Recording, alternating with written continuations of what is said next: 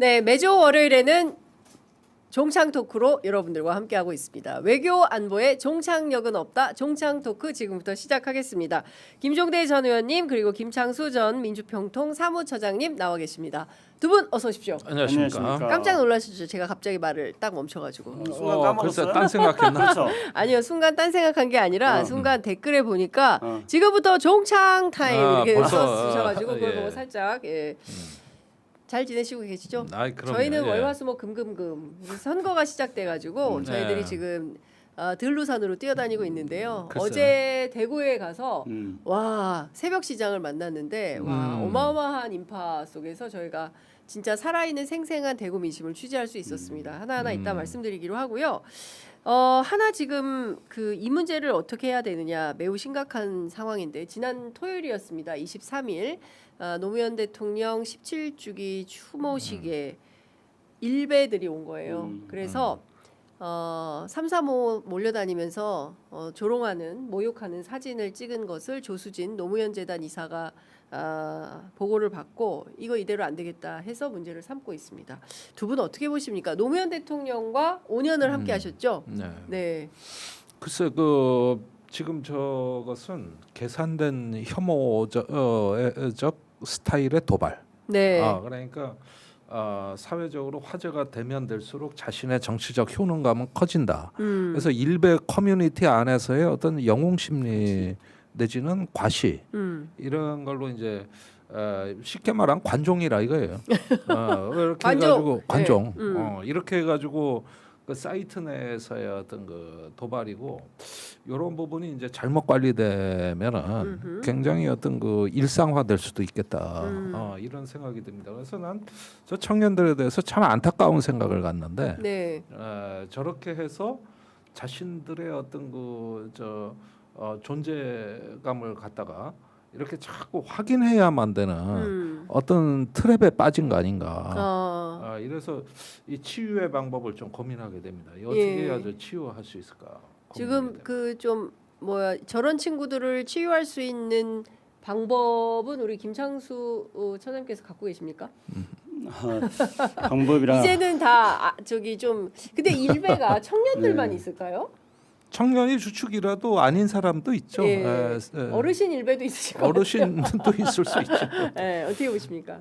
그 이제 미국이나 또 유럽 또 사회적 갈등이 많았던 많은 나라들에서 이러한 사회적 갈등이라든가 이런 일베와 같은 이런 극소수의 돌발적 행동을 하는 세력들이 분쟁이나 갈등을 확산시키는 것들을 방지하기 위해서 많은 노력을 해왔습니다. 네. 그러니까 미국 같은 데도 보면 커뮤니티 센터마다 그 컨플릭트 레조루션 해가지고 갈등 해결을 위한 그런 프로그램도 많이 만들고 있고요. 네.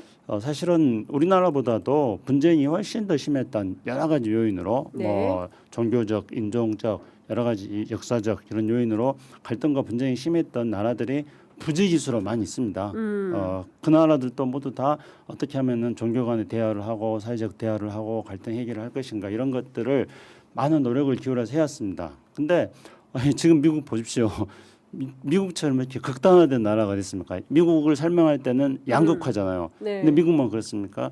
유럽 모든 나라들에서 극우 세력들이 지금 발호하고 있지 않습니까? 네. 그래서 이런 것들을 법적으로 어떻게 해결하는 방식으로는 저는 쉽지 않다고 생각합니다. 왜냐하면 우리도 법적으로 이걸 해결하기 위해서 많은 노력을 해왔죠. 그래서 대표적으로 이제 해모 발언을 어떻게 할 것인가 해서 우리가 5.18을 모욕하는 것들에 대해서 네. 다양한 방식으로 이거를 처벌하려고 법적인 장치를 만들려고 했습니다만은 결국은 어떤 허위사실 유포 네. 이 하나 외에는 다른 것들은 법적으로 처벌하기 어려운 그런 상황이 되어버렸거든요. 네. 그래서 법적으로 접근하는 것도 굉장히 어렵다고 생각합니다.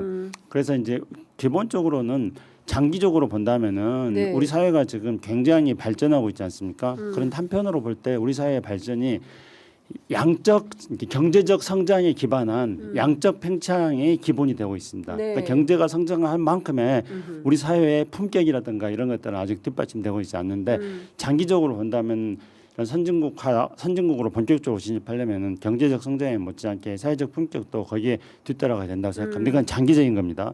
그리고 단기적으로는요. 전술적으로 생각할 때는 이렇게 사회적으로 엄단하겠다는 그런 어떤 사회적 분위기가 필요하고 동시에 다른 한편으로는 또 우리가 굉장히 신경을 써야 될 거는 김종대 의원님 이야기한 것처럼 이들의 목표는 이들이 자신들의 커뮤니티 안에서 영웅시되는 것들이고 그걸 통해서 자신들의 행위에 대한 엄청난 효능감을 느끼고 있거든요. 네. 이건 우리가 관심을 가져주니까 그러는 거예요. 아까 관종이라고 했잖아요. 네. 관종들의 최대 약점은 뭡니까? 관심 안 가져주는 겁니다. 아, 예.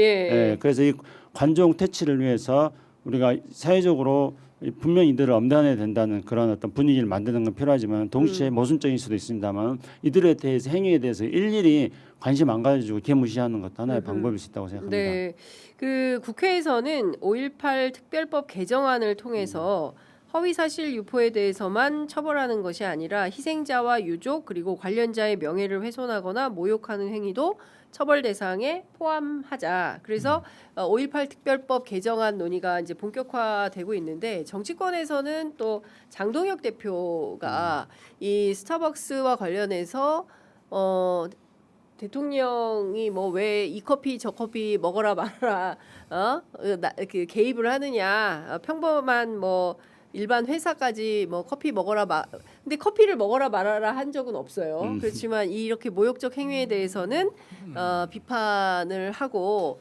엄단이 필요하다라는 판단인 건데 이걸 가지고 공산당이냐 또 이렇게 주장을 합니다. 어떻게 보세요?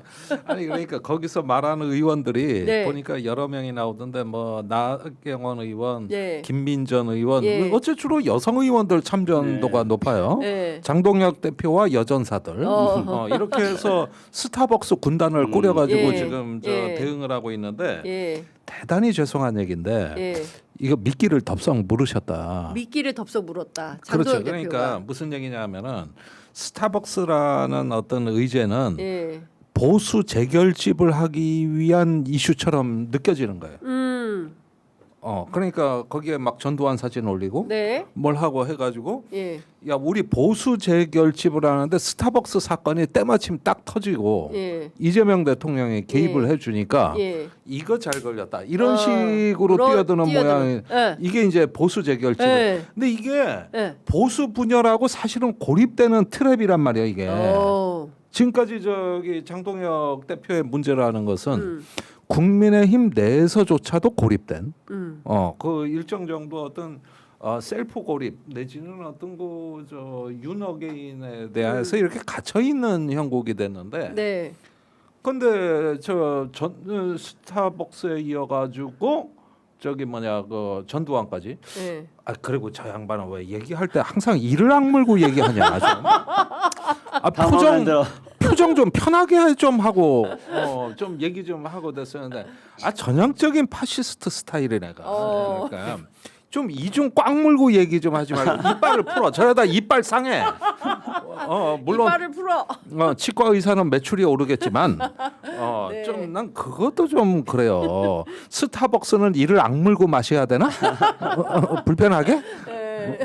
이를 좀 풀어. 풀어 좀. 풀고 얘기 좀 해. 이빨 상해. 미치겠어. 미치겠어 진짜. 편안하게 좀 해줘. 네? 이렇게 그러니까 저렇게 악무는 어떤 그 스타일의 말의 내용과 메시지가 사람들을 불편하게 하는데 네. 저 얼마나 저기 이제 커피까지 나와가지고 네. 근데 지금 사실 이제 스벅이 무슨 극우의 성지가 돼버렸어요. 네. 그래서 이제 많은 기자들이 하루 종일 스타벅스 커피숍에 사람 얼마나 있나 체크하고 다녀요. 사회부 기자들이 많냐 적냐 몇 명이 있냐 어떤 사람들이 주로 있냐 혹시 거기에 뭐 극우 일베들이 있냐 뭐 이제 이런 것들을 다 기자들이 막 돌아다니며 그러니까 체크하고 나는 있는데 말이죠. 이런 현상이 이제 일상 속으로 사회화되는 건 반대예요. 네. 분명히 스타벅스에도 우리 청년들이 알바를 하고 있고, 그럼요. 또 많은 그 저 납품업자라든가 매장의 사장님들이라든가 이분들은 죄가 없다고. 스벅은 직영일 거예요, 다. 그러니까 무슨 뭐야 저기 편의점처럼 그냥 가맹점이 아니고. 가맹점이 아니에요. 그러니까 다 직영이에요. 아니 그러니까 그런 어떤 그 체제에서도 순수하게 나의 어떤 생계와 생업을 위해서 거기 근무하시는 분이 대다수라고 봐 나는. 그러니까 이런 것들이 사회적 투쟁으로 문화 투쟁으로 바뀔 때는 대부분 치유가 어려워지고 또 불의의 희생자들이 피해자들이 생기는 지점들이 있단 말이에요. 그러니까 이런 걸 푸는 거는 또 충돌하는 거는 윗선들의 문제입니다. 사실은. 네, 예. 그런데 지금 이것이 이제 선거 때 문화 투쟁의 양상으로 이게 전개가 되고 그래서 선의의 피해자들을 만들면은 그것도 또 사실은 상당한 사회적 손실이거든요. 네. 그런 점에선 반대지만 마치 잘 걸렸다 싶어 가지고 네. 뛰어들어서 근데 공산당 얘기하는 건 좀 그렇지 않아요? 이게 네. 저기 공산당이냐 멸공이냐 아니냐로 네. 스타벅스를 전장화하는 거는 음. 이거는 이제 앞으로 그 피해와 상처 치유 음. 이런데 시간이 많이 걸리는 그렇죠. 거죠. 이게. 근데 사실 이제 스벅의 논란은 느닷없이 5.18에 탱크데이를 한다고 하고 책상 탁 박종철 열사 고문치사 사건을 떠올리게 하는 것을 하필이면 그날 이거를 뭐 행사로 한다고 해서 이제 사회적 논란이 생긴 건데 마치 이것을 프레임을 딱 바꿔서 대통령이 이 커피 저 커피 이거 먹어라 저거 먹어라 개입하는 것처럼 프레임을 만들고 공산당이야 이런 주장을 하는 겁니다. 어떻게 생각하세요? 스타벅스는 어쨌든 커피 판매하는 커피숍이잖아요. 오히려 이렇게 얘기하면서 더 많이 팔리진 않겠죠. 아니 그럴 리가 없습니다. 그럴 리는 절대 없다. 보통 예. 같은 경우에는 이제 어떤 경우에 이렇게 아까 말했듯이 일베 같은 경우에는 관심 가져주면은 자기네들이 신나는 건데, 근데 그들은 왜냐하면은 아주 소수로 극우화된 집단들이기 때문에 그런 건데, 스타벅스는 그런 집단이 아니잖아요. 스타벅스는 커피를 많이 팔아야 돼요. 그러면 네. 커피를 많이 팔기 위해서 기본이 되는 거는 정치적으로 너무 민감한 부분에 대해서 개입하면 안 되는 겁니다. 그게 장사의 기본 전략 아니겠습니까? 네. 근데 이제 스타벅스는 지나치게 지금 정치 쟁점화되고 있기 때문에 스타벅스 쪽에서도 장동영이라든가 이런 국힘당 사람들이 스타벅스를 이렇게 선거를 앞둔 정치 전략으로 삼는 방법에 대해서는 절대 환영하지 않을 겁니다. 저도 사실은 스타벅스 때문에 아주 작은 논쟁이 휘말린 적이 있었습니다. 그러니까 우리나라의 이제 통일 전망대, 남북이 접경하고 있는 지역에 통일 전망대가 여러 군데가 있는데요. 그 중에 김포에 애기봉 통일 전망대라고 있습니다. 네. 바로 한강 하구수역을 끼고 북한 땅이 내다 보이는 곳입니다. 근데 애기봉 통일 전망대에 서벅이 들어왔어요. 바로 난리가 났습니다. 왜냐하면 서벅이 앉아서 커피를 마시면서 북한 땅을 내다볼 수 있거든요. 그리고 바로 그 북한 땅에는 과거에는 그냥 유장 마을이었는데 지금은 이제 실제로 북한 사람들이 가서 농사를 짓고 있습니다. 그래서 과거에는 이제 청춘 남녀가 손을 잡고 시간만 되면 규칙적으로 왔다 갔다 하면서 여기 사람이 살고 있어 하는 걸 보여주는 그런 유장 마을이었는데, 실제로 북한 주민들이 생활을 볼 수 있는 곳이거든요. 그러니까 네. 거기에 엄청나게 많은 사람들 모이고 완전히 핫플이 돼가지고 일본이나 중국 관광객들도 많이 모이는 곳입니다. 네. 그래서 제가 페이스북에다가 거기 갔다 와가지고 야 이거 서벅이 전략이 좋네 그렇게 잠깐 썼습니다. 그랬더니 사람들이 서벅이 어떤 데인 줄 알고 그러냐고 막 저한테 굉장히 비난을 하는데, 네. 어쨌든 뭐 그래서 그 정도의 이제 작은 논란에 휩싸이긴 했었습니다. 근데 그때까지만 하더라도 저는 서벅의 영업 전략이 좋다고 생각했어요. 그런 핫플에다가 서벅을 이렇게 오픈한 것 자체가. 네. 근데 이번 건 같은 경우는 완전히 다른 거죠. 그래서 이렇게 이제 정치 쟁점화, 물론 이제 서벅이 기본적으로 그 탁하고 치니 억하고 쓰러졌다는 그 박종철 열사를 연상시키고 그걸 조롱하는 광고를 한 거라든가 탱크데이를 하는 거는 100% 잘못한 거죠. 그래서 서벅도 이렇게 하면 안 되겠다고 생각하고 있을 겁니다. 지금 큰일 났구나. 그래서 내일 뭐 사과 기자회견을 정용진 그런데 씨가 한다는 그거를 거죠? 장동혁이 이렇게 쟁점화시키고 있잖아요. 그러니까 네. 서벅 사람들은 서벅 경영자는 아무리 멸공 정용진이라 하지만은 야 나는 그래도 멸공하지만 이렇게 너희들처럼 정치 전략적으로 정치 전술로 내놓고 써먹지는 않았어. 우리 장사전대회 해줘. 그래 지금 굉장히 곤혹스러울 겁니다. 알겠습니다. 저희가 이제 스벅 관련해서는 내일 정용진 신세계그룹 회장이 어떤 내용의 입장을 밝히는지 취재해서 또 보도하도록 하겠습니다.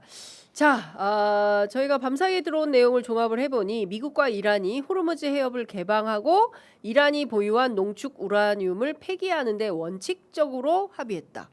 따라서 국제 유가가 5%포인트 하락했다. 뭐 이런 그 기사가 나오고 있습니다. 아니 밤사이에 언제 들어왔어요? 뭐 지금 그러고 나서 트럼프 대통령이 또 그 번복했는데. 네. 그 사이에 또 번복했어요. 그건 그럴 만한 사연이 있어. 그 얘기 좀 해주세요. 어떤 사연인지. 아니 그러니까 예. 저기 언제 또 번복을 트럼프가 아침에 트위터 날렸어요. 저기 이란하고 양해각서 체결이 거의 근접했다. 예. 이런 메시지가 나가자 발칵 뒤집어진 것이 이번에는 미 공화당 내 보수파들입니다. 쉽게 말하면 뭐 보수파 플러스 네오콘들. 네. 지금까지 이걸 전쟁터로 몰고 간 친이스라엘 세력들이죠. 네. 그런데 그 중에 이제 폼페이오 전 국무장관 같은 사람, 네. 그다음에 이번 전쟁을 열렬 지지하는 맨 앞줄에 섰던 예. 그레이엄 상원 의원 같은 사람, 그다음에 워터 컬슨 네. 이런 사람들 해가지고 전부 트럼프가 이런 합의를 체결할까봐 네. 일제히 반대 목소리를 내니까 트럼프가 또 저기 속도 조절을 하겠다고 다시 메시지를 내는 거예요. 이번엔 또 보수파들 때문에. 서로들러 합의에 도달하지 말라고 지시했다. 시간은 우리 편이다. 양측 모두 시간을 갖고 제대로 해야 된다. 실수가 있어서는 안 된다. 그러니까 그게 그 사이에 네. 이틀간 아주 벌집 쑤신 듯 보수파들이 반발을 했는데 트럼프가 이제 이란의 핵과 그 미사일에 대해서 불완전한 합의를 해줄까봐 그게 문제라고 하면서 네. 나온 거거든요. 실제로 양해각서상에는 이란이 호르무즈 해협을 다시 개방을 하고 네. 미국은 봉쇄를 풀고 그 다음에 제재를 일부 석유를 마음대로 팔 수 있게 해준다. 이게 악시오스 보도 내용이거든요. 네네네. 그러면은 이란이 앞으로 핵과 미사일을 개발할 자금을 준다는 얘기로 이게 돼버리고 예. 그 다음에 미사일에 대해서는 별 얘기가 없고 네. 이런 걸 앞으로 60일간에 걸쳐서 핵 문제도 협의한다고 돼 있어요. 그러면은 이 이야기는 보수파들이 트럼프가 완전히 이란에 말려드는 것이다. 이래가지고 난리가 난 거예요. 난리가. 이러니까 예. 해주려다가 또 만 거예요. 망가. 말하는 예. 거죠 이게. 그러면은 좋다가 만 거네요. 그러면은 이번에는 또 값이 또 올라가겠네. 그렇지. 그러면 네. 이번에는 또 이렇게 밀어놓고 저기 네. 뭐야 한 사흘 전에는 또 공습한다 그러지 않았습니까? 예, 맞아요. 이러면서 또 이걸 질질 거면 이번에는 또 저 석유값 올라간다. 네. 그다음에 민생은 중간 선거 다가오는데 뒷전이냐. 예. 이쪽에서 또 난리를 치는 네. 이제 완전히 트럼프가 갇혀 버리는 거죠. 이제 트랩에 양쪽으로. 완전히 걸려버린 트럼프가 덫에 걸린 트럼프 이란 전쟁으로 본인 자기 스스로 자기를 그 덫에 가두는 셈 아닙니까? 이번에 이제 트럼프가 가장 궁지에 몰렸던 거는 예. 트럼프가 전쟁을 시작할 때 명분은 뭐 내짐 체인지 뭐 이런 이야기를 하다가 그다음에 네. 나중에 이제 핵 문제로 이슈를 조금 옮겨왔지 않습니까? 그런데 60일 동안 휴전을 하는 MOU예요. 핵심이 그러니까 네. 종전을 하겠다는 게 아니고 60일간 휴전 60일간 휴전을 하겠다는 휴전을 연장하는 거죠. 휴전 연장 MOU인데 네. 그 60일 동안에는 핵 문제는 일단 유예시켜 놓는 겁니다. 그렇기 때문에 그러면 전쟁을 왜 했냐 이런 거고요. 김정도 의원이 말했던 것처럼 그레이엄 의원 같은 경우는 원래 개입주의자입니다. 네. 그러니까 국제적으로 개입해가지고 미국의 위대함을 이렇게 보여줘야 된다 이렇게 주장하는 사람이기 때문에 당연히 이란에 개입해서 저 이란 애들 좀 혼 좀 내줘야 된다는 그런 입장을 가진 사람인데 그런 사람의 시각에서 본다면은 네. 지금 빠지면은 뭐냐 그런다 왜 했냐 이렇게 이제 반대 이제 부딪히게 된 겁니다. 근데 트럼프는 이제 계속 지금 지난번에도 말씀드렸습니다만은 이제 지금 연휴가 지금 이제 시작되고 있거든요. 메모리얼 데이 연휴가 네. 시작되고 이번에 메모리얼 데이 연휴 지나면은 그 다음에 이제 6월 11일부터 북미 월드컵이 또 시작되고. 그리고 이제 7월 4일 미국의 독립 네, 독립. 250주년 되고 그러면 이제 점점 미국은 일종의 잔치 분위기 내지는 연휴 분위기 네. 뭐 이런 식으로 흘러 들어간단 말입니다. 네. 그런데 그럴 때 소비자 물가 가스값 계속 올라봐요. 그럼 이제 민심이 그야말로 빡치죠. 혼란으로 민심이 빠져 빡치죠. 들어가는 예. 거죠. 그래서 트럼프는 이거를 휴전 연장하는 MOU를 체결해서 일단은 조금 불을 끄고 싶었는데 예. 근데 본인이 저질러 놓은 게 너무 많기 때문에 네. 이제는 지금 트럼프가 트랩에 빠졌다 그렇게 지금 이제 우리 김종대 의원도 봤는데요. 결국은 트럼프를 비롯하여 이렇게 뭐 제국주의적인 시각을 가진 사람들이 가지는 가장 큰 문제는 약소국가라든가 피해 억압된 사람들이 자존심이 있다. 그들을 무시하면 안 된다.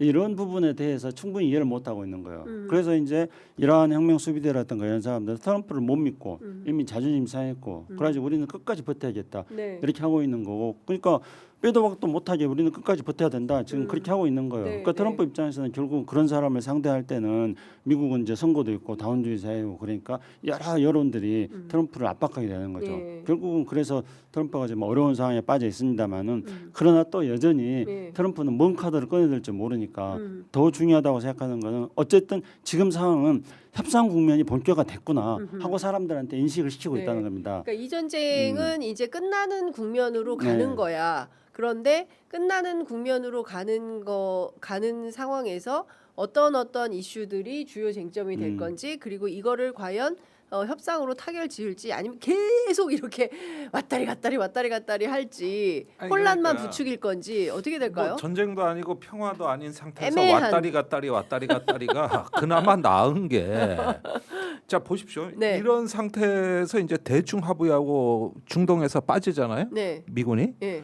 그러면은 이스라엘의 시오니즘하고 이란의 호메이니즘하고 네. 이 저기 아주 그 적나라하고 원초적 갈등과 투쟁이 본격화됩니다. 여기에 중동 국가들이 말려들어요. 네. 이 저기 적대적 의존 관계 이스라엘 이란은 이런 거예요. 시민 의식이라는 게 네. 상대방 적국을 아프게 할 수 있다면은 내가 아픈 건 참겠다는 시민 의식이에요. 아, 그러니까 무슨 슬프다. 얘기냐? 이란에서 미사일 드론이 날라오잖아요. 예. 그러면 이스라엘은 예. 저 이란 저놈들을 우리가 상대로 전쟁하기 위해서 예. 이란에서 미사일이 날라오면 사이렌 울리고 방공호 들어가야 되는데 그런 정도 불편은 내가 감수할 수 있어. 저놈들을 무찌를 수만 있다면. 무찌를 수만 있다면. 그러니까 이게 양쪽의 그 적대적인 의존 관계. 아까 제가 시오니즘과 호메이니즘이라 그랬는데 이거는 일종의 자국 국민들에 대한 세뇌입니다. 그러니까 저 악마들을 갖다가 상대로 우리가 전쟁하는데 우리 단결해야 되고 이런 정도 불편해야 되고 나약하게 평화 외치는 놈이 있으면은 저런 비겁자, 네. 공동체의 적 아. 이렇게 해가지고 30년 이상 만들어온 이 두 개의 이데올로기가 충돌할 때 미국의 개입은 그나마 처음에는 잘못 개입했지만은 어느 정도는 이런 이데올로기가 충돌할 때 완충 내지는 충격 흡수제, 네. 이 탄산 가스가 있는 음료수에 병두께 같은 역할은 해준 거예요. 흘러넘치지는 않게. 근데 이게 대책 없이 빠지면 평화 질서와 이후에 대안적 어떤 비전을 해서 걸프 국가들의 어느 정도 참여가 가능한 이런 어떤 그 평화 질서에 대한 방향 제시를 안 하고 만일에 빠진다 그러면은 이제 다 뛰어들어 이 갈등 구조에. 네. 그리고 이란은 여전히 해협에 대한 네. 그걸 저 통제권을 유지하고 이걸 흔들어대고 그러면 더 큰 갈등이 되는 거예요. 그러니까 무슨 얘기냐면은 빼지도 못해 지금. 빼지도 못하고. 빼지도 못하고. 그러면 갖다 놨으니까 계속 뭐 할 줄 아는 게 공습밖에 없거든요. 네. 그래서 이스라엘에 지금 공중급유기 50대가 갔다는 거 아닙니까? 그러면 그거 해가지고 또 불바다를 만들고 이래가지고 하면 이란이 굴복하냐 하면 그것도 아니야. 그럼 또 치겠죠. 그러면 전쟁도 안 돼. 네. 철군도 안 안 돼. 돼. 이게 어떤 상황인지 아십니까? 옛날 아포칸전입니다. 아포칸전 때 미군이 20년간 예. 거기에 20년? 20년간 2001년에 들어가 가지고 2021년에 빠졌으니까 그때마다 그냥 역대 정부 때마다 대통령하고 아포칸 현지 사령관은 병력도 달라 그러고 네. 대통령은 나는 빼겠다 그러고 예. 그래서 대통령하고 사령관이 싸움이 붙은 게 이거 네. 오바마 때 얘기예요. 오바마 때. 아. 예. 근데 지금 브래드 쿠퍼 사령관이 트럼프한테 뭐라 그랬냐? 예. 우리가 여기서 지금 빠지면은 중동은 이란 판이 된다. 우리가 한 발 빼면 적들은 두 발 들어온다. 그 뒤엔 중국이 있다. 이러고 있어요. 아, 이게 진짜 엄청나게 그 그러면은 소용돌이 속으로. 그러면 문제를 해결해 이 자식아. 저기 뭐냐 못 빠지겠다 그러면 눌러 앉아서 시간만 죽이지 말고. 그런데 그랬더니 5월 19일 날 브래드 쿠퍼가 미 하원 청문회에 나가 뭐라 그랬는지 아십니까? 뭐라 그랬어요? 이렇게 얘기했습니다. 네. 적들이 지하로 숨고 있습니다. 안 보입니다. 이걸 찾아내서 격파하려면 더 많은 예산과 기술이 필요합니다. 그러면서 세 가지 얘기를 했어요. 네. 첫째 전자전. 저 GPS 교란하고 뭐 그러니까 예. F-35가 불시착했어. 호르무즈 해역 갔다가. 디지털 장벽이 있습니다. 예. 두 번째 드론 방어 체계. 이거 최신화해야 됩니다. 세 번째 예. 지하 무기가 있습니다. 지하 그러니까 호르 저기 이제. 그래가지고 뭐라 그랬냐면은 호르무즈 해협에 접근을 못하고 이란의 반접근 거부 전략 때문에 저 호르무즈 해협 바깥으로 지금 쫓겨나고 네. 사실상 해협은 이란 혁명 수비대가 장악해 버렸어요. 통제하고 있는 겁니다 지금. 그러니까 이란에 이 신호가 없으면은 거기를 그러니까 쿠퍼 나가지도 장군이 못하고 들어가지도 못하고. 의원들이 이걸 어떻게 해결할 거야 그러니까 더 많은 예산과 돈이 필요합니다. 이래놓고 예. 본토에 전략 폭격기하고 급초음속 미사일 달라 그래서 지금 가 있어. 근데 그걸 어떻게 써먹느냐고 이걸. 가 있긴 가 있는데 몰라. 지하로 다 숨었대. 그러면 어떻게 이게 제가 보기에는 그 아니, 더 놀라운 것도 있어요. 저번에 작년 6월에 미국이 벙커버스 타러 그 저기 이란의 세 군데 핵시설을 타격했다 그랬잖아요. 근데 최근에 밝혀졌는데 네. 그 중에 하나는 너무 지하 깊숙이 있어서 벙커버스 타러를 안 하고 입구만 때렸대. 그게 저 퓨르드라는 핵시설에. 예, 그 유명한 표를 예. 그래가지고 거긴 말짱하대 지금 또. 이란의 그 뉴스가 핵시설이- 최근에 나왔어요. 그러니까 지하로 숨으면 안 되는 거야. 안 되는 거야. 방법이 없다는 거야. 방법이. 예. 그러면은 지금 말씀 주신 걸 종합을 해보면 이란은 더 이를테면 승승장구하고 있고 뭐 때리든 어찌든 아무런 피해도 없는 거고. 아니 그거 그러니까 수직적으로 지하로 들어간다. 예. 그 다음에 수평적으로 예. 중동 전체를 교전지역화한다. 이란이. 예. 그러니까 프록시워라고 그 대리인 전쟁도 예. 있고. 그다음에 걸프 국가도 골고루 돌아가면서 조합해버리잖아요. 그러니까 걸프 국가들이 지금 전쟁 나는 걸 막고 있잖아요. 아니 그 동안에는 이스라엘이 막 이란에 대해서 막 그렇게 때려서 그게 큰 문제였는데 이번에는 또 이란이 또 그렇지. 그러니까 전체를 수직적으로 지하로 가고 수평적으로 중동 전체에 원하는 데를 교전지역화하고 세 번째가 뭐냐면 순교의 정신으로 신의 이름으로 싸운다. 그러니까 죽음이 아름다운 거야. 네. 이렇게 해서 뭐 별하별 민병대 소년병 다 있어. 그걸로 30년간 싸웠어요. 그래서 이란 혁명 수비대가 권력체가 된 게. 그럼 의원님 그래서 판단하시기에 이런 이 전쟁을 미국이 어떻게 해야 돼요? 트럼프가 어떻게 이 문제를 풀어야 돼요? 아니 어쨌든 그러니까 시간 지금은 쳤고. 전쟁으로 얻을 건 없고 이미 저 하는데 이제 옛날에 헨리 키신저 국무장관이 70년대 중동에 가서 중동 평화 질서를 만들었지 않습니까? 그 사상이 세력 균형입니다. 그리고 이스라엘을 주저앉혀야 돼요. 저 시오니즘 사상은 이 전쟁을 멈출 수가 없어. 완전히 세뇌돼 버려 가지고. 네. 그래서 이제는 이런 부분에 대해 가지고 어떤 그 이제는 예. 본격적인 디커플링, 그다음에 평화 질서, 대안적 질서. 이걸 만들어서 어떻게 해야지? 안 그러면은 뭐 말짱 도루묵이지. 어떻게 보세요? 지금 전쟁이 이러지도 저러지도 못하는 거는 이제 생각보다 이란의 전쟁 지속 능력이 있기 때문이죠. 미국이 오판을 한 거였죠. 그래서 아까 지하로 간다 그랬는데요.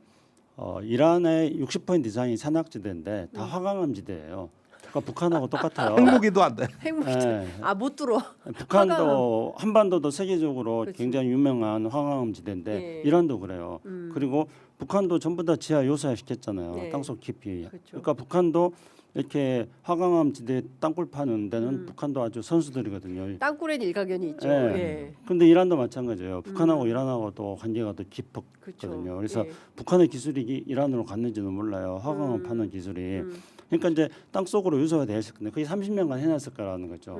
그래서 이란이 지금 가지고 있는 가장 이제 핵과 관련돼서 가장 쟁점이 되는 게 440kg의 고농축 우라늄이지 네. 않습니까? 예. 60%까지 농축시킨 고농축 우라늄인데 이게 지금 지하 깊숙한 곳에 있기 때문에 네. 김정은이 어디 있는지도 말에 모르는 어딘지도 모르고 찾을 수도 없고. 예. 그리고 공격했다고 해서 제거했다고 했지만 땅속 깊이 있어가지고 지금 제거 문만 안 됐어요. 때렸다는 거죠. 눈만 때렸다니까. 입구만 때렸다는 거고. 화강암지대를 깊숙하게 했기 때문에 완전하게 파괴하거나 제거하기는 어렵습니다. 네. 그래서 이제 이 미국의 목적이 뭐냐면 트럼프는 일단은 자신의 선거를 지금 앞두고 있기 때문에 빨리 전쟁을 끝내는데 전쟁을 끝내려면은 트럼프에게 가장 중요한 거는 오바마 때 했던 이란과 핵협상 JCPOA하고 다르다. 네. 그 오바마 저 멍청이가 이란한테 결국은 돈만 주고 이란 핵 개발하게 만들었는데 나는 그것과 다르다는 것을 보여줘야 되는 거예요. 네. 트럼프는. 그래서 네. 트럼프는 자신의 정치적 성과를 네. 거둬야 되거든요. 국내적으로. 그렇죠. 오바마와 나는 다르다. 오바마보다 내가 잘한다. 그렇죠. 네. 그 성과를 얻어야 되는 예. 게 하나였습니다. 예.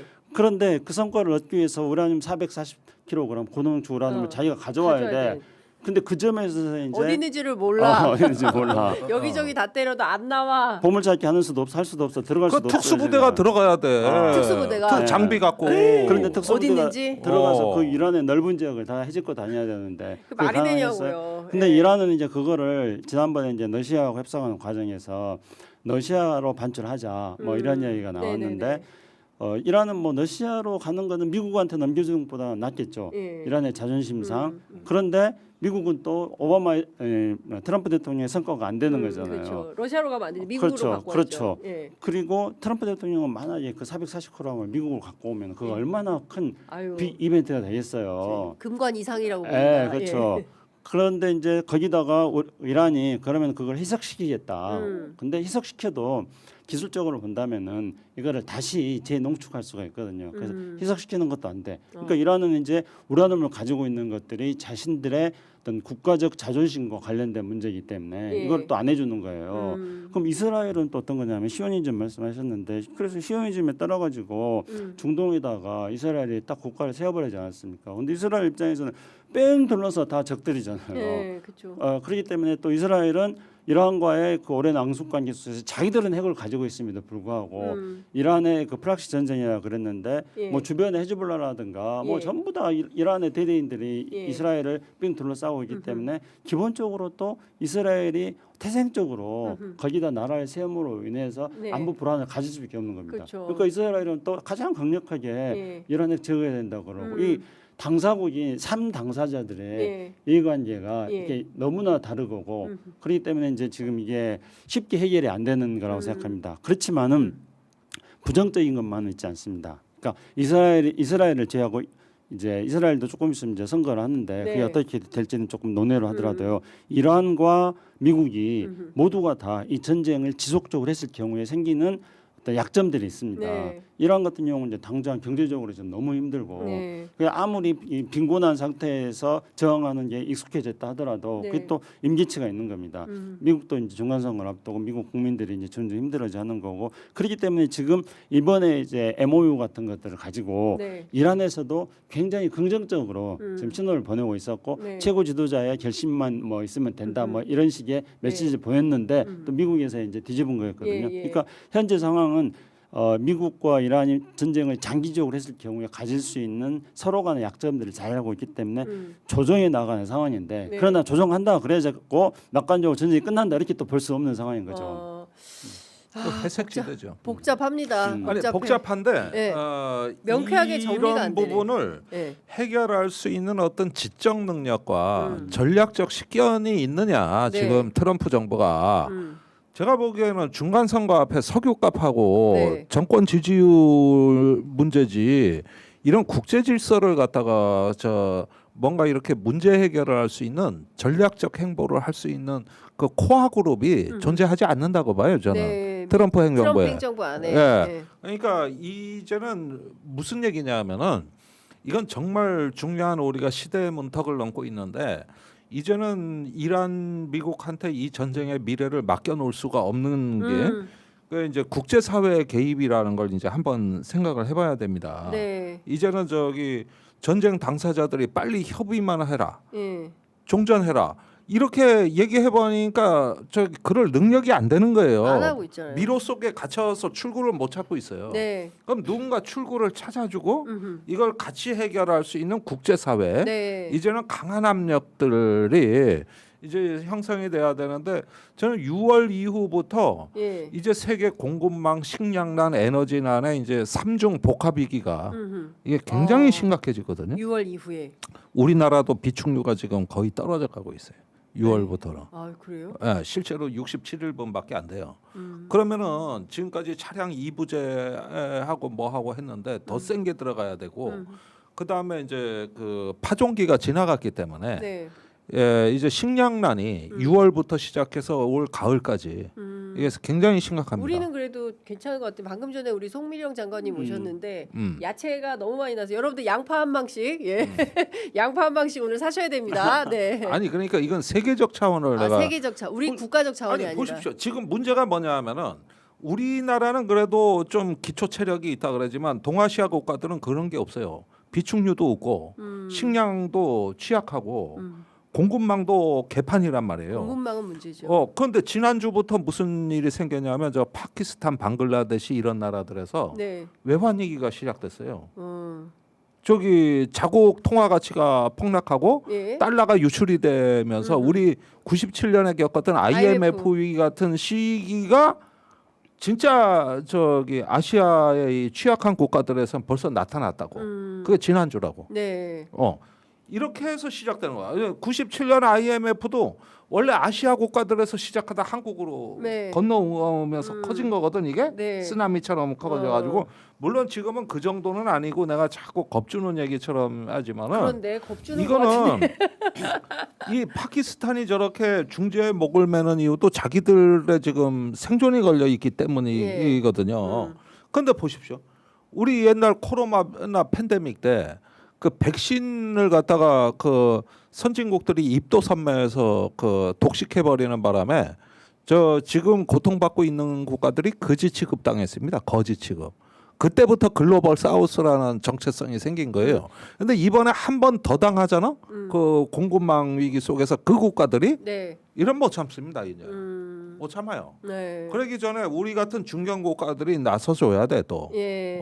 그러니까 그 지금 김종대 의원님께서는 지난번에 우리가 영푸독 중심으로 해서 40개국이 참여하고 있는 회의 체계 있지 않습니까? 그러니까 이런 회의 체계가 조금 더 적극적인 영향력을 좀 발휘해서 이 전쟁을 어떻게든 끝낼 수 있는 출구를 뚫어주는 게 필요하다 이런 말씀으로 들리는데 그럼 맞습니까? 이제 평화 유지 전략을 내놓고 네. 이제 한국도 이제 저 이스라엘을 엄청 비판한 나라잖아요. 이재명 대통령이.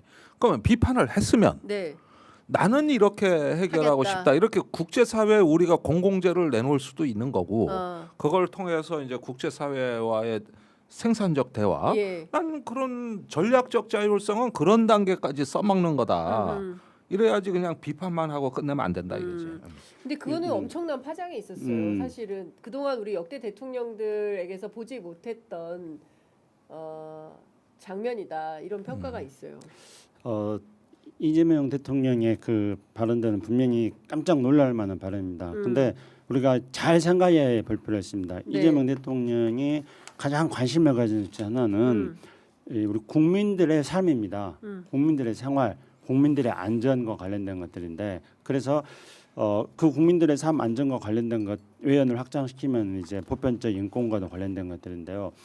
이재명 대통령뿐만 아니라 사실은 우리 역대 정부 민주정부 대통령들이 그런 국민들의 삶 안전 인권에 대해서는 많은 관심을 가졌었습니다. 근데 이재명 대통령의 일종의 인생사를 한번 쭉 돌이켜 본다면은 본인이 어떤 그 인간 어려운 처지에 있는 사람에 대한 특별한 애정을 가질 수밖에 없는 그런 네. 상황이었다고 생각합니다. 근데 이제 그런 것뿐만 아니고 더 나아가서 이제 지금 상황이 네. 대한민국이 어떤 발언을 할 수 있는 그런 어떤 국제적인 대한민국의 위상이 지금 됐다고 생각합니다. 네. 그래서 대한민국의 그런 국제적 위상에 맞는 발언을 이제 과거 민주정부에서 대한민국의 국제적 위상보다 현재 이재명 정부에서 대한민국 국제적 위상이 훨씬 높아졌기 때문에 이제는 국민들에 대해서 국민들의 생명과 안전과 인권에 관련된 문제들에 대해서 과거 민주정부 대통령들이 관심을 가졌지만은 그러나 우리 국가가 국력이 그걸 뒷받침하지 못했던 점이 있었는데 네. 지금은 이 국가의 역량이 그걸 뒷받침해 준다는 거죠. 아울러서 이제 이재명 대통령이 우리 국민들을 소중하게 생각하는 것 중에 하나는 그런 거 있지 않겠습니까? 계엄군의 총칼에 맞서가지고 시민들이 총칼에 맨몸을 맞섰지 않습니까? 그래가지고 우리가 빛의 혁명을 이루었고 그래서 이재명 대통령 입장에서는 국민들을 소중히 생각하지 않을 수밖에 없고 그래서 이제 그런 것들을 확장시켜가지고 이스라엘이 비인도적인 반인도적인 그런 행위를 하는 거에 대해서 활동가들이 이스라엘 군한테 맞아가지고 귀가 안 들린다는 아니 거. 지금 그렇죠. 성폭행 당해가지고 이 유럽의 그 활동가들이 지금 13차례 성폭행 당했다는 증언이 나와서 난리도 아니에요. 그래서 이제 이재명 대통령이 당연히 뭐 그렇게 뭐 분노할 수 있다고 생각합니다. 그리고 그래서 이제 국민들이 이재명 대통령 역시 우리 국민들의 생명과 안전을 최우선을 해주는구나 이렇게 이제 국민들의 신뢰가 더 높아진다고 보고 있고요. 근데 이제 김정도 의원 말한 것처럼 우리가 이제 뭐 이스라엘에 대해서 그런 비인도적인 행위에 대해서 강력하게 규탄을 하고 그러지만은 그 영푸독 중심으로 한 40개국 협의회에 우리도 참여했는데 실제로 이제 대한민국이 그거에 대한 해법을 제시하는 것은 저는 쉽지는 않다고 생각합니다. 하지만 끊임없이 해결책을 던져야 된다고 생각합니다. 그래야지 우리가 발전된 국력에 맞는 역할을 할 수 있다고 생각합니다. 그래서 저는 우리가 던질 수 있는 게 뭐가 있냐고 생각하냐면은 이제 사실은 영푸독에 끌려 들어가는 측면에 대해서는 한편으로 협조하지만 한편으로는 또 우리가 주의해야 될 부분도 있습니다. 왜냐하면은 이제 지금 시진핑이 트럼프 만나가지고 네. 그 투키디데스 함정 이야기 해가지고 이제 중견국 도전국하고 패권국하고 붙으면 전쟁 난다 그래서 약간 반협박을 하지 않았습니까? 그런데 지금 영푸독 같은 경우는 지금 이 상황에서 이란과 미국이 싸우고 있는 이 상황에서 투키디데스의 함정이 아니라 얘네들 같은 마케도니아 순간이라고 지금 하고 있어요. 프랑스 같은 경우에. 네, 왜냐하면은 과거에 이제 이스라엘에서 아테네하고 그 어디죠 강대국가 둘이 이제 전쟁하는 순간 페르시아 둘이 싸우는데 그 순간에 마케도니아가 알렉산더 대왕이 국력을 키워가지고 마케도니아에 팽창할 수 있는 기회가 왔다. 그러니까 지금 이렇게 싸우는 틈을 가지고 우리가 팽창하자. 프랑스 같은 경우에는 이제 지금이 바로 마케도니아의 순간이다. 프랑스 같은 경우에는 그렇게 이제 말하고 있습니다. 그래서 이제 프랑스는 뭐 그렇게 주장을 할 수 있다고 보지만 왜냐하면 미국하고 워낙 사이가 안 좋았으니까 그동안에 그러나 이제 우리가 마케도니아 순간을 이야기할 수 없는 거죠. 그래서 이제 우리가 이야기할 수 있는 거는 앞에 제가 미국이나 또 미국 그다음에 이란, 이스라엘 3자가 다 약점이 있다 그러지 않습니까? 그러면은 그 약점을 해소하는 그러니까 약점이 대립하거나 충돌하지 않을 수가 있어요. 예를 들어서 귤 하나를 놓고 싸운다고 칩시다. 누군가가. 그러면 한 사람은 귤 껍질을 원하고 한 사람은 귤 알맹이를 원할 수 있는 거죠. 그러니까 이제 이 약점들을 어떻게 서로 간의 약점을 번해주는 방식의 어떤 국제적인 보장을 이루어낼 것인가. 예를 들면 이스라엘한테는 이스라엘의 안전을 어떻게 보장해 줄 것인가. 그런 것들에 대해서 국제적으로 협의해 나가는 게 필요한 것이고 미국한테는 이 전쟁이 빨리 끝나는 방안을 트럼프가 정치적으로 활용할 수 있는 어떤 아이디어를 좀 만들어 줄 수가 있는 것이고 이란한테는 무엇보다도 이란의 안전이 제일 중요합니다. 그러니까 이란의 입장에서 본다면 자존심과 안전. 그러니까 이란의 협상안으로 제시하는 것 대부분은 이란의 안전을 어떻게 보장할 것인가. 미국은 믿을 수 없다는 거예요. 그러니까 이란을 안심하게 또 국제사회가 해주는 이런 것들에 대한 아이디어에서부터 출발해가지고 3자가 모여서 안을 만들려 한다거나 또는 실제로 영향력이 있는 중국이나 러시아라든가 이런 나라들이 그런 아이디어에 기초해가지고 약점에 대한 보완책, 그래서 안전에 대한 보장책을 만들어주는 이런 방식으로 협상을 좀 진전시켜서 촉진시켜서 성과를 만들 수 있는 성과를 낼 수 있는 그런 역할을 저는 우리가 던질 수는 있다고 생각합니다. 우리가 역할이 의외로 큰 게 우리나라가 이스라엘하고 방산협력을 하는데 이게 사람들이 눈여겨보지 않은데 상당한 지렛대가 될 수 있어요. 우리나라가 이스라엘과 방산협력을 하고 있다. 그리고 또 많이 하는 나라가 이스라엘하고 이탈리아인데 얼마 전에 이탈리아 총리가 방산협력 중단한다는 공식 발표를 했습니다. 그러니까 무슨 얘기냐? 이제 미국도 제조업이 망해가지고 변기창이 제조업이었는데 재래식 무기들을 몇몇 나라가 이스라엘 공급을 중단하기로 결정하면 이게 파급력이 이스라엘에 대한 어마어마하게 커요. 그래서 이런 부분들까지 수단은 많이 있거든요. 또 방산주 투자하신 분들 또 방산협력 안 되면은 또 세계 국방력 뭐 이런 또 여러 가지 또 이제 그런데 이런 것들이 좋은 목적으로 이건 원래 우리 방위사업법에 이거 국가 심사 없이 함부로 무기 수출 못하게 법으로 돼 있습니다. 벌써 돼 있고. 그리고 평화적 목적으로 좋은 무기 수출을 해야 앞으로 다른 데서 더 잘 팔려요. 유럽이나 동유럽이나. 근데 이스라엘의 문제가 지금 재래식 지상전을 하고 있기 때문에 각종 기갑 전력, 전차, 장갑차하고 그다음에 총포탄 이 부분에 대한 수요가 많습니다. 그런데 이런 부분들을 몇몇 나라들이 보면은 어느 정도는 좀 이스라엘의 그런 소모성 무기 네네. 이런 것들을 제한할 수가 있고 또 심지어 비슷한 게 그 바이든 대통령 때 가자 지구에서 민간인을 하도 많이 죽이니까 이스라엘이 예. 그 가장 많이 죽인 게 고성능 탄두 중량이 1톤 이상의 중량이거든요. 네. 이게 떨어지면 구덩이가 넓이가 반지름이 10m가 넘어요. 그때 민간인이 많이 죽으니까 이스라엘이 달라는 그 1톤 이상 무기를 네. 제재했습니다. 선적을 중단시켰어요. 이런 사례가 있네요. 네네. 그래서 저 이스라엘의 반인도주의, 인도에 반하는 범죄를 어떻게 우리가 네. 컨트롤할 것인가? 이걸 국제사회가 논의하면 그 메시지가 엄청나게 큰 거죠.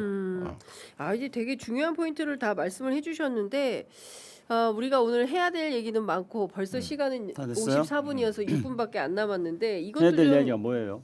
너무 많아요. 일단 우리 작가님이 써주신 게 그 김동석 대표 있잖아요. 네. 미주 한인 유권자연대 대표. 이를테면은 트럼프 일기 때하고 다르게 이 신네오콘 그 외교, 얘기 많이 했죠. 예, 신네오콘 외교가 존재하는 시작됐다. 거죠. 예. 그래서 이거가 가속화되고 이게 이제 그 북미 관계에도 미치는 영향이 상당히 크기 때문에 이것 좀 어떻게 봐야 되는지도 궁금하고 그리고 또 하나는 또 총격이 있었어요. 네. 그 백악관 인근에서 그 트럼프 끊임없이 이게 지금 표적이 되고 있는 건데 또 이건 또 어떻게 봐야 되는 건지 6분밖에 안 남았다면서요. 그러니까 빨리빨리 너무 길게 말씀들 하셔서 짧게 짧게 오케이. 코멘트 부탁을 좀 드리겠습니다. 제가 그리고 그럼- 이제 이란과의 관계도 좀 중요하고 예. 이란도 우리가 좀 최근에 이란이 유조선 한 척을 통과시켜줬거든요. 그럼 이란하고 우리는 어떻게 해야 되느냐 이것도 되게 중요한 변수고 예. 일단 제가 빨리빨리 할 하나씩, 테니까요. 빨리빨리. 두 가지를 자, 다 신네오콘부터. 신네오콘. 네. 아니 네오콘이라는 게 신보수주의거든요. 네. 근데 그 앞에다 또 신자를 붙여가지고 신신보수주의가 되는 건데요. 신신보수주의. 예. 근데 이제 이 네오콘이라는 게 그런 거 아니었습니까? 네오콘은 전통적으로 그 자신들의 적대하는 세력들에 대해서 내짐 체인지를 하겠다. 그리고 네. 군사력 사용을 불사하겠다. 그 적대하는 세력들이라는 게 주로 이제 이슬람 세력들이라든가 뭐 북한이라든가 뭐 이런 세력들한테 군사적인 행동을 통해서 내짐 체인지를 하겠다는 게 네오콘이었고, 근데 이제 지금 신네오콘 같은 경우는 대상이 뭐 중국이라든가 이런 미국의 성장을 위협하는 또는 따라오는 이런 것들을 대상으로 하고 있다는 점에서 대상이 다르다는 거고, 그리고 이들이 사용하는 방법이 이렇게 뭐 과거처럼 군사력을 통해 가지고 레짐 체인지 하겠다, 그래서 네. 북한 들어가지고 뭐 죽쓰고 이렇게 하는 것도 아니고, 이들이 이제 주로 무기로 사용하고 있는 게 네. 금융이라든가 일단 테크 기술이라든가 네. 이런 것들을 기반으로 하고 있는 거죠. 그래서 금융 테크 기술을 통한 뭐 목조이기 네. 이런 거기 때문에 군사적 압박과는 조금 다른 차원인데, 그래서 지금 미국의 이른바 이제 그 테크 기업들이 트럼프 주변에 포진하고 있지 않습니까? 그래서 이들이 이제 지금 신네오콘이 되어 가지고 트럼프의 지금 귀와 눈을 막고 있는 세력이다. 지금 그런 이야기들이 많이 있습니다. 그리고 그 미국 내에서 트럼프에 대한 뭐 총격 같은 경우는 그냥 간단하게 한 가지 말씀드린다면은, 미국은 저도 이제 미국에 있을 때 계속 이게 쟁점이 되는 걸 봤는데, 이제 수정헌법 위조에서 총기 네. 소유를 허용하고 있으니까. 근데 한편은 이해는 돼요. 왜냐하면은 미국이 역사를 놓고 볼 때는 독립전쟁 할 때 지금 네. 7월 4일이 미국 독립 250주년인데 독립전쟁 할 때 민병대들이 자기들이 가지고 있는 총 끌고 나와가지고 그래서 이제 미국의 독립을 이루었고, 그래서 미국에 있어서 총기라는 거는 그야말로 독립과 자유의 상징이 되는 건데, 근데 지금 현재 미국에서 총기 사고로 죽는 사람 숫자가 1년에 교통사고로 죽는 사람 숫자보다 훨씬 더 많고, 그리고 이 총기가 이제는 대통령을 향해서 테러의 수단으로 지금 쓰여지고 그렇습니다. 있습니다. 그렇기 때문에 기본적으로 총기 소유의 자유를 이야기했던 미국 독립 정신을 독립 250주년을 맞이해서 재해석해가지고 총기를 어떻게 규제해서 총기로부터 미국의 시민의 안전을 보호할 것인가에 대한 본격적인 논의를 해야 된다. 저는 일단 그렇게 미국 사람들한테 알겠습니다. 말하고 싶습니다. 그 백악관 그 총격 사건에 대해서는 의원님이 말씀해 주세요. 예, 일단은 내전의 전 단계다. 내전의 전 단계. 예, 내전의 전 단계, 내전적 양상에 실제로 진입하는 중이다. 그래서 내전은 어떻게 일어나는가 이미 그 책에서 네. 기본 프레임이 나왔고, 재작년 연말에 그 개봉된 시빌워 그 영화에서도 이제 나왔던 이미지인데, 그것의 어떤 그 입구 형태고 내전적인 양상인데, 트럼프 총격 사건 요건은 내전적 상황이다. 그렇죠. 네. 그러니까 요 부분에 대해 가지고 내전의 요건은 거의 다 충족이 됐는데 지금 신호가 나타난 거거든요. 네. 그러니까 이럴 때 어떤 그 조금 이거를 완충하고 완화할 수 있는 논의가 어떤 조금 더 신속하고 생산적으로 의회 내에서 진행되지 않으면은 네. 이제는 대통령 저격도 일상생활이에요. 한 달 사이에 3번이나 일어났다. 네. 지금. 그래서 이랬던 적이 없고 그다음에 용의자가 사망했어요. 그리고 길 가던 사람까지 지금 그러니까요. 부상을 입었거든요. 이건 심각한 상황입니다. 백악관에서 불과 200m입니다. 200m. 조만간 또 터질 수도 있는 위험성이 그렇죠. 엄존하고 있는 거죠. 예, 그런데 이런 어떤 그 저기 범죄가 전염성이 강한 게 어떤 그 망상에 호소하는 거거든요. 예. 그러니까 이런 부분에서 일단은 총기도 문제지만은 드론도 문제예요. 같이 결합하면 무서운 일이 일어날 수 있다. 총기와 드론이 같이 그렇죠. 결합하면 네. 예, 이런 것들 좀 한번 봐야 되겠고. 예. 그다음에 신네오콘 문제는 이번에 그 국가정보국장 털시 게버트가 사퇴했지 않습니까? 예. 이건 굉장히 상징적인 사건입니다. 우리 송영길 대표가 네, 책도 냈는데 책도 냈는데 예. 그 전쟁을 반대했던 거예요. 예. 그래가지고 매번 그냥 패싱 당하다가 견디다 못해 나간 거거든요. 그 다음 차례는 JD 벤스가 될 수 네. 있어요.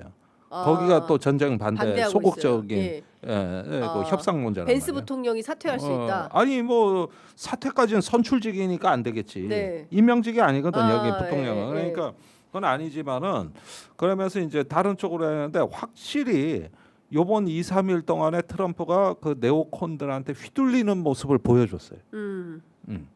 앞으로도 못 빠져나올 것 같아요. 그러니까 네오콘들에 둘러싸여서 정책 결정을 할 때 예. 트럼프 맘대로 못한다. 그러니까 못한다. 마가와 네오콘 신신 네오콘과 마가가 대립 갈등을 하면 결국에 예. 신신 네오콘이 이겨서 아니 뭐 트럼프를 이긴다기보다는 장악할 거다. 저기 이거 예. 오른팔 마가식 왼팔, 그 판단을 못 하게 된다. 배제를 못 한다. 어. 휘둘린다. 예. 이 부분은 이제 서서히 요 며칠간 검증이 된 거 아닌가 그런 생각이 들어요. 이란 문제 얘기해야 돼요. 어쨌든 이란이 우리 유조선 한 척의 통과를 허가해줬다. 네. 예, 그러면 아까 말씀하신 대로 호르무즈 해협은 이란 혁명수비대가 장악하고 있으므로 우리가 그 해협을 통과하려면 이란과의 협조 없이는 불가능한 건가? 라는 생각이 그 완전히 이 혁명 수비대가 통제하고 있는데 네. 어떻게 그 저기 협조 없이 나올 수 있겠어요? 이번에 이제 한국 유조선 한 척뿐만 아니라 다른 나라 유조선까지 해가지고 25척 네. 그리고 중국 유조선 한 척도 이제 나온 네. 거고요. 그래서 예. 이거는 이 협상 국면에서 이란 혁명 수비대가 호르무즈에 대한 통제권을 자신들이 다 가지고 있다는 것을 보여주면서 협상 국면에서 어떤 자신들의 능력이 그러니까 호르무즈를 막을 수도 있고 네. 풀 수도 있다. 그러니까 막고 푸는 거는 이란 혁명 수비대에게 달려 있다. 이걸 이제 보여주는 거죠. 그래서 호르무즈에 대한 장악력을 확실히 보여주는 그런 측면이 있고, 그 다음에 이제 중국배가 빠져나온 거는 또 그거에 대해서 이제 분석을 하는데, 어쨌든 호르무즈 밖에서는 미국이 또 이중 봉쇄를 하고 있는데 결국은 중국배가 빠져나오는 거는 미국이 또 승인해줬기 때문에 빠져나온 게 아니냐 뭐 이런 이야기도 있습니다. 그래서 아무튼 이게 지속될지는 알 수 없으나 적어도 네. 협상 국면에서 협상력을 높이기 위한 미국과 혁명 수비대의 주거니 받거니 하는 한 단면이다 이렇게 네. 생각합니다.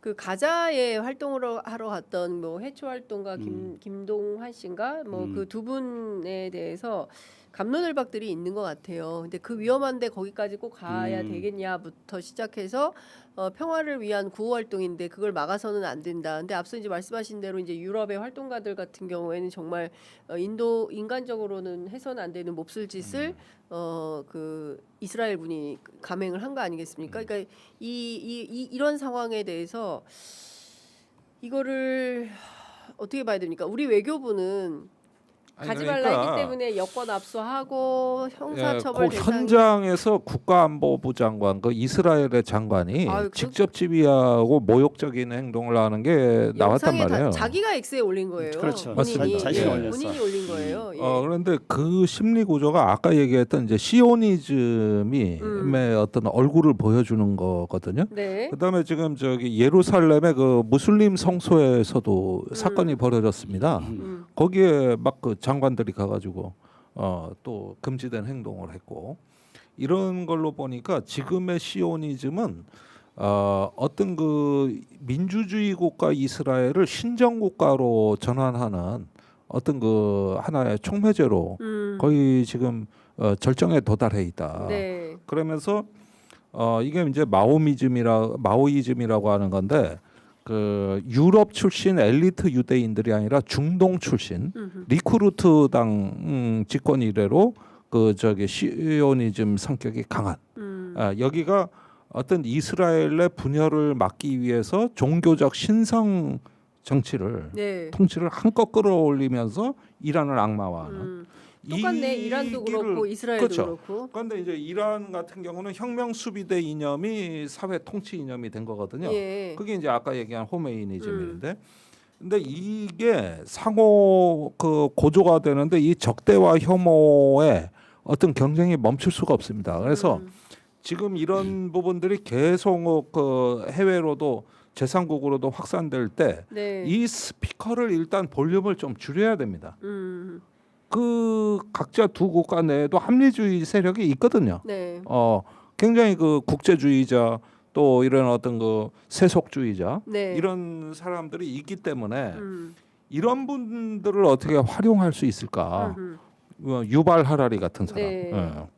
그런 것들 좀 지금 생각을 해봐야 돼요. 알겠습니다.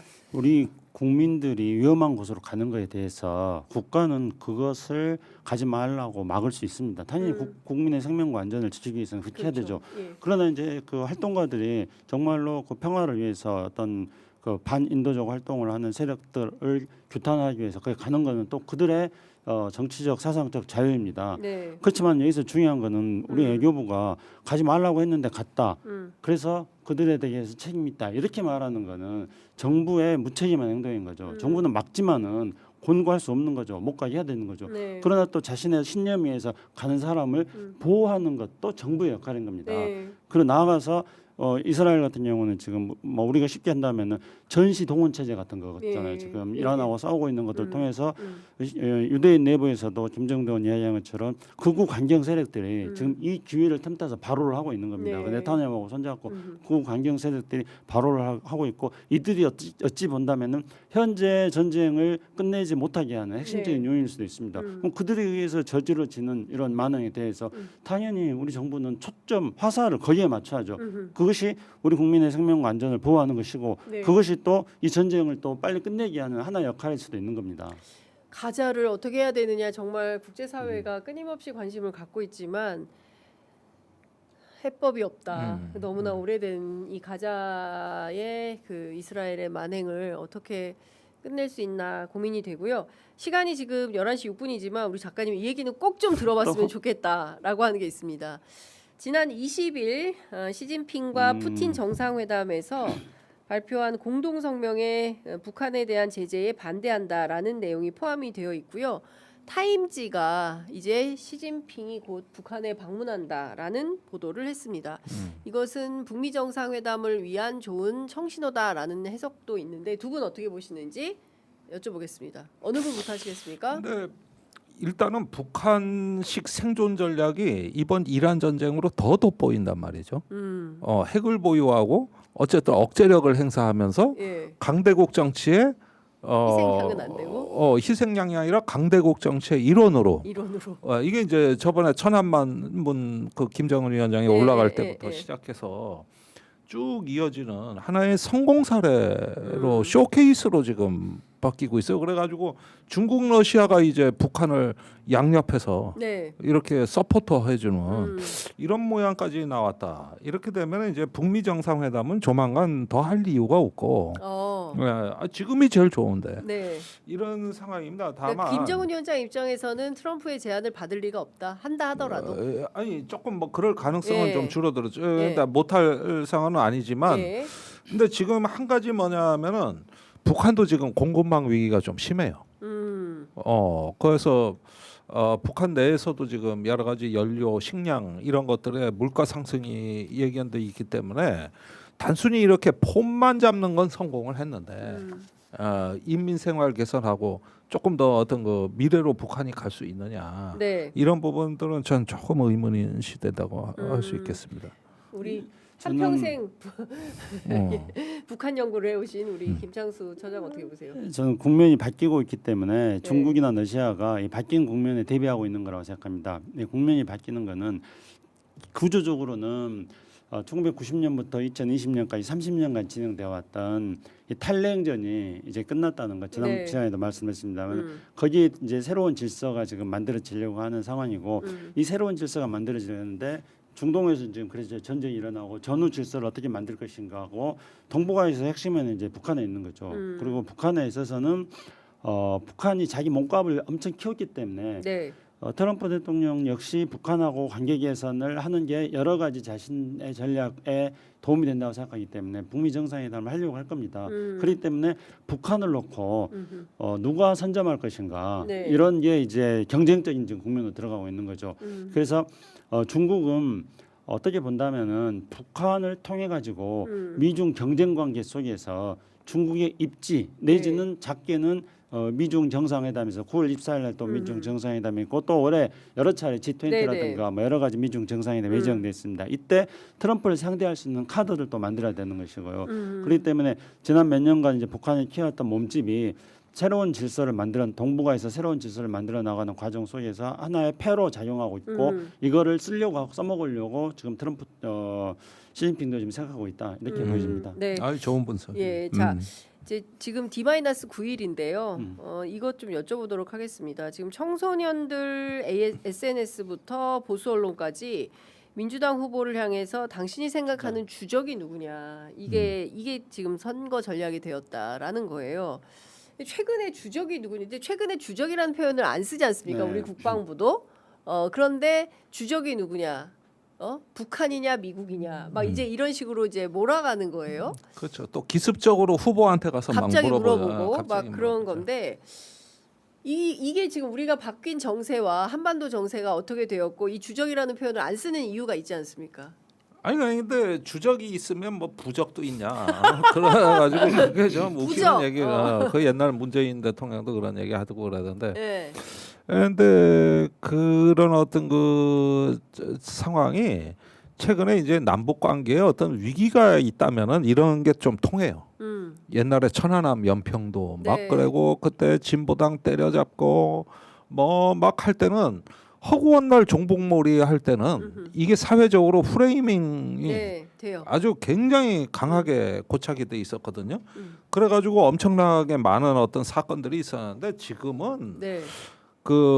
우선 남북 관계에 그럴 만큼 충격이 없어요.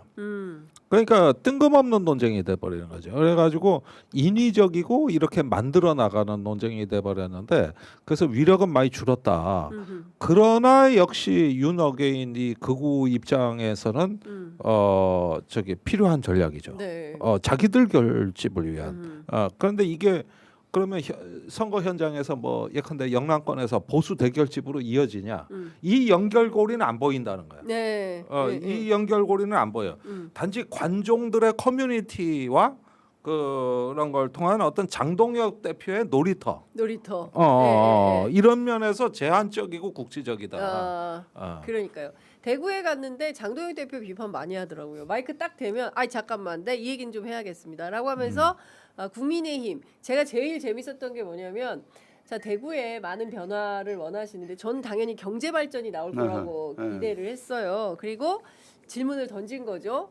대구의 변화 가장 먼저 시급한 변화 어떤 변화를 기대하십니까?라고 질문을 했을 때 국민의힘부터 바뀌어야 된다. 대구 시민들께서 국민의힘부터 우리는 바꿔야 된다. 깜짝 놀랐어요. 그래서 누군가가 제가 자료 신문 보니까 네. 그 국민의힘이 주적이다, 내란 세력이 주적이다, 뭐 그렇게 말했다는데요. 네. 근데 사실은 누가 주적이냐고 묻는 거는 예를 들어서 우리 장윤선 기자가 나한테 누가 주적이냐 이렇게 안 묻지 않습니까? 네. 누가 주적이냐고 묻는 거는 주적이 북한이라는 것들을 부각시켜가지고 우리 사회를 극우 냉전 구도로 몰고 가려고 하는 세력들이 누가 주적이냐고 묻지 않습니까? 그렇습니다. 그럼 그렇게 묻는 사람한테 당신이 주적이요 이래야 될 것 같습니다. 네가 주적이다 이놈아 이렇게 얘기를 하는 게 맞다라는 말씀을 좀 주셨습니다. 누가 주적입니까라고 물어봤을 때 김창수 처장처럼 저 답변을 하세요. 네가 주적이다 이놈아. 그 우리 사회를 분열시키는 거기 때문에 그렇죠. 그게 주적이죠. 그렇습니다. 예. 분열을 획책하는 세력에 대해서는 그러니까 가차 없이 예. 이런 것 같아요. 이 지금 극우가 결집하는 방식은 국가라는 이미지와 애국이라는 담론에 대한 어떤 소속감과 연대감입니다. 이걸로 치면은 다 깨지거든요. 네. 그러니까 국가를 독점하는 전략이거든요. 그러니까 이재명식 실용주의는 그것을 탈환해오는 거죠. 그러니까 이제 국가. 네. 그래서 민주당이 파란 잠바에 어떨 때 의원들 양복에 다 태극기가 걸려 있다든지 네. 이런 것들이거든요. 그러니까 이 국가에 대한 어떤 그 가치를 인정하고 존중하고 그 소속감을 갖다가 네. 우리가 중도 실용적으로 전치해내는 거 이게 바로 여기에 대한 대응책이라는 거. 네, 알겠습니다. 네. 아이고 무려 11시 14분이 지나도록 오늘 저희가 방송 오늘 프로그램 휴일이라 좀 많이 아주 그냥 했네. 오늘 휴일이라 많이 해주셨습니다. 네, 휴일에도 함께해 주셔서 너무 감사드리고요. 또 다음 주에 뵙도록 하겠습니다. 오늘 두 분 말씀 잘 들었습니다. 고맙습니다. 네, 감사합니다.